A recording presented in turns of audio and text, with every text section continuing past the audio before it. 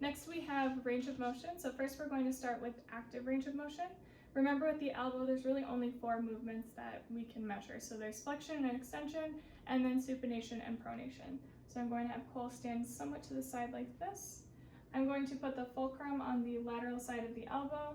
The stationary arm is pointing up towards the humerus. The moving arm is pointing down towards the radius. I'm going to ask Cole to make a bicep or curl his arm up. Good, so that would be for flexion, and then extension, he would just be pulling his arm all the way straight down. Good. Next we have pronation and supination, so I want him to bend his elbow, making a 90-degree angle.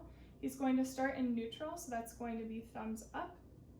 If he is going into pronation from neutral, I'm going to have the fulcrum on the outside of the hand. I'm going to have the fulcrum just directly next to the wrist joints. Stationary arm is going to be pointing up towards the sky, and then the moving arm is going to just follow along the radius. So I'm going to ask Cole to bring his palm towards the ground. Good. So that is assessing for pronation. Going back into neutral. Since he's going into supination, I'm just going to switch the fulcrum to the inside of the arm. And then the moving arm is just, again, going to follow the radius. So I want him to turn palm up, like he's making a bowl of soup with his hand. Good. And that would be measuring supination. From here, I can assess passive range of motion, so he's going to totally relax. I'm going to bring him up into flexion and then extend him down into extension. If I wanted to assess passive range of motion, I'm going to bring him fully supinated and shake his hand, and I'm going to bring him into full pronation. From here, I'm going to bring him up all the way into full supination. Next, I want to assess resisted range of motion, so I'm going to ask him to curl his arm up. If he's having a hard time keeping his elbow at his side, I could also stabilize the elbow, but for now I'm going to stabilize the shoulder. Go ahead and pull up. Again, I want to resist through the entire range of motion, and then I want him to extend down all the way. Good, and I'm just making sure his elbow is in his side. For pronation and supination, I'm going to have him completely supinated. I'm going to shake his hand, and I'm going to resist him going into pronation, stabilizing the elbow. Go ahead and turn your hand over. Good. He's fully pronated. Now I'm going to resist full supination. So go ahead and pull your hand up.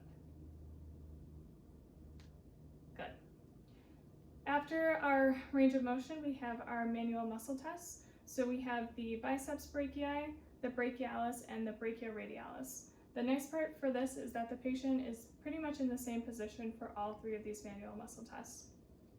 So for the biceps manual muscle test, we want the patient to be completely supinated with the elbow bent. And I'm going to stabilize the shoulder and ask him to try to bring his arm up towards the shoulder. Good. So that would be for the biceps. For brachioradialis, I'm going to have him in wrist neutral. So his thumb is up towards the sky, and he's going to again try to bring his thumb towards the shoulder, and I'm going to resist him. Remember, we want to hold for about 5 seconds. Good, relax. The last one is the brachialis. So I'm completely eliminating any type of supination, and I'm just looking for elbow flexion here. So he's going to be fully pronated with the elbow flexed. Again, I'm stabilizing shoulder, and I want him to bend his arm up. Good. Within the PowerPoint presentation, I also put in the coracobrachialis just because it sounds really similar to the other muscles. So remember, that's the muscle that does the dabbing motion. So I want Cole to make a dab. Good. And then hold here. Don't let me pull down and out. Good. And relax. So that is for the coracobrachialis. So remember, biceps fully supinated, brachioradialis thumbs up, and brachialis would be fully pronated. So we eliminate that supinated position.